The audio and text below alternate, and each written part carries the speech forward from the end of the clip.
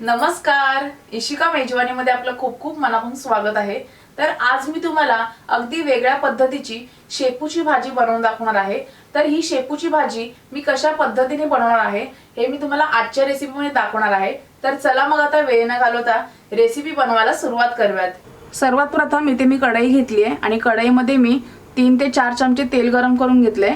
आता तेल गरम झाल्यानंतर आपण गॅस बारीक करायचा आहे आणि याच्यामध्ये मिरचीचा ठेचा घालायचा आहे। तर इथे मी 8 ते 10 हिरव्या मिरच्या आणि 7 ते 8 लसणीच्या पाकळ्या घेऊन थोडं तव्यावरती भाजून घ्यायचं आहे, एक 2 ते 3 मिनिटं। आणि त्याच्यानंतर मिक्सर मधून आपल्याला असं जाडसर फिरवून घ्यायचं आहे बघा, अगदी बारीक नाही करायचं आहे, असं जाडसर ठेचा आपल्याला बनवून घ्यायचं आहे अशा पद्धतीने। तर हा सगळा नाही वापरणार आहे मी, कारण आम्हाला लागतो म्हणून मी बनवून ठेवलंय। तर यातला 1 चमचा मी हा ठेचा वापरते। तुम्हाला जर जास्त तिखट आवडत असेल ना तर तुम्ही जास्त ठेचा वापरला तरी चालेल, पण 1 चमचा व्यवस्थित आहे, म्हणजे एकदम तिखट पण नाही होत, कारण मिरच्या देखील मी एकदम तिखटाच्या घेतल्या, त्यामुळे 1 चमचा ठेचा वापरलाय मी। आता ठेचा आपण साधारण 1 मिनिट बारीक गॅसवरती परतून घेऊयात, म्हणजे मिरचीचा आणि लसणाचा कच्चेपणा निघून जातो। हा ठेचा आहे ना आमच्या घरी प्रत्येक पालेभाजीमध्ये वापरला जातो, कारण याच्याने खूप छान चव येते पालेभाजीला। आपण नुसती मिरची कट करून टाकतो ना जेव्हा पालेभाजीमध्ये, तेव्हा जेवढी चव नाही लागत ना तेवढी या ठेच्यामुळे चव लागते पालेभाजीला। त्यामुळे तुम्ही देखील असा ठेचा बनवून नक्की पालेभाजीमध्ये ट्राय करून बघा। आणि आम्ही हा ठेचा प्रत्येक पालेभाजीमध्ये वापरतो, खूप छान लागते पालेभाजी। तर एक साधारण मी अर्धा मिनिट परतून घेते बारीक गॅसवरती। थोडासा मला ठेचा कमी वाटतं, तुम्ही अजून थोडासा घालते। आणि तुम्हाला जर या ठेच्याची रेसिपी हवी असेल ना तर मला नक्की कमेंट करून सांगा, याची देखील मी रेसिपी लवकरच अपलोड करीन। अगदी सोपा आहे ठेचा बनवायला, पण तरी तुम्हाला रेसिपी हवी असेल तर मला कमेंट करून सांगा। आणि जसं की मी तुम्हाला बोलली, मिरची आणि लसूण मी तव्यावरती भाजून घेतलं, तर त्याच्यामध्ये तेल वगैरे नाही वापरायचं आहे, फक्त मिरची आणि लसूण आपल्याला तव्यावरती भाजून घ्यायचं आहे सुकं, त्याच्यामध्ये तेल वगैरे काहीच नाही वापरायचं आहे। आता आपला ठेचा व्यवस्थित परतून झाला आहे तेलावर। आता यामध्ये शेपूची भाजी घालायची आहे। तर इथे मी 2 जुडी शेपूची भाजी घेतली आहे आणि स्वच्छ निवडून मी धुवून कापून घेतली आहे, व्यवस्थित बारीक चिरून घ्यायची आहे।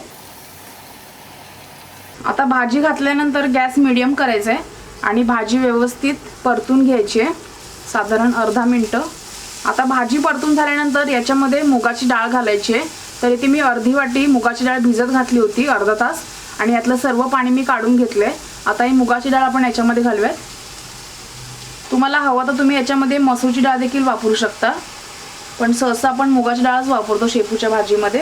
त्यानंतर इथे मी एक लहान टोमॅटो घेतलाय आणि तो मी बारीक चिरून घेतलाय, हा टोमॅटो आपण याच्यामध्ये घालूयात। त्यानंतर इथे मी 1.5 चमचा शेंगदाण्याचं कूट घेतलंय, ते घालूयात। आता आपण हे सर्व व्यवस्थित मिक्स करून घेऊयात, डाळ आणि शेपूची भाजी। आता बहुतेक जण पालेभाजीमध्ये टोमॅटो वापरत नाही, पण टोमॅटोमुळे खूप छान चव लागते भाजीला, त्यामुळे टोमॅटो तुम्ही नक्की वापरा। आता सर्व भाजी व्यवस्थित मिक्स करून झाल्यानंतर याच्यामध्ये अर्धा ग्लास पाणी ओतायचं आहे। आता आपण कोणतीही पालेभाजी बनवतो ना त्यामध्ये आपण पाणी वगैरे वापरत नाही, पण या भाजीमध्ये पाणी वापरायचं आहे, कारण शेपूची भाजी आहे ना शिजल्यानंतर थोडी चरचर लागते खाण्यासाठी, त्यामुळे थोडंसं पाणी ओतायचं आहे अर्धा ग्लास। त्यामुळे काय होतं, पाणी ओतल्यामुळे ना भाजी आपली छान नरम लागते आणि ती व्यवस्थित शिजते देखील, त्यामुळे पाणी ओतायचं आहे। आणि पाणी पूर्णपणे आटून जातं भाजी शिजल्यानंतर। आता 2 जुडीसाठी इथे मी अर्धा ग्लास पाणी वापरलंय, पण भाजी तुमची जर जास्त असेल ना किंवा कमी असेल तर तुम्ही त्या अंदाजाने पाणी वापरा। थोडंसं पाणी जास्त पडलं तरी काय हरकत नाही, भाजी खूप छान लागते। थोडीशी ग्रेव्हीसारखी असली तरी पण भाकरीसोबत वगैरे आपण खाऊ शकतो। आता शेपूची अगदी ओली भाजी देखील बनवली जाते, म्हणजे जसं की आपली आमटी वगैरे असते त्या प्रकारे, तर ती देखील मी तुम्हाला लवकरच बनवून दाखवेन। आता सर्व भाजी मिक्स करून झाल्यानंतर यावर झाकण ठेवायचं आहे आणि मीडियम गॅसवरती साधारण आपल्याला 7 ते 8 मिनिटं भाजी आपल्याला व्यवस्थित शिजवून घ्यायची आहे। आता 8 मिनिटं झालेली आहेत। आता आपण यावरचं झाकण काढूयात आणि बघूयात आपली भाजी तयार झाली आहे का। आणि मध्ये मी 2 वेळा भाजी परतून घेतली होती आणि पाणी देखील व्यवस्थित आटलेलं आहे, तुम्ही बघू शकता। आणि भाजी छान अशी नरम शिजली आहे, खाताना देखील चरचर नाही लागत भाजी। आता याच्यामध्ये आपण चवीनुसार मीठ घालूयात। आता मीठ शेवटी यासाठी घालायचं आहे, कारण जर आधी मीठ घातलं ना तर भाजीचा जो आपला हिरवा रंग आहे ना तो उडून जातो आणि भाजी आपली फिकी फिकी दिसते, त्यामुळे मीठ सर्वात लास्टला घालायचं आहे, त्यामुळे भाजी छान अशी हिरवीगार दिसते.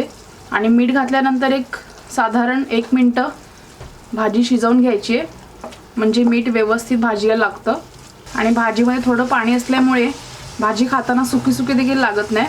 छान अशी ओलसर भाजी तयार झाली आहे. आता आपण गॅस बंद करूयात. तर अशा प्रकारे अगदी चमचमीत अशी शेपूची भाजी तयार झाली आहे. तुम्ही देखील नक्की घरी ट्राय करा आणि मला कमेंट करून सांगायला विसरू नका की तुम्हाला आजची रेसिपी कशी वाटली. आणि नेहमीप्रमाणे आपल्या व्हिडिओला जास्तीत जास्त लाईक आणि जास्तीत जास्त शेअर करायला विसरू नका.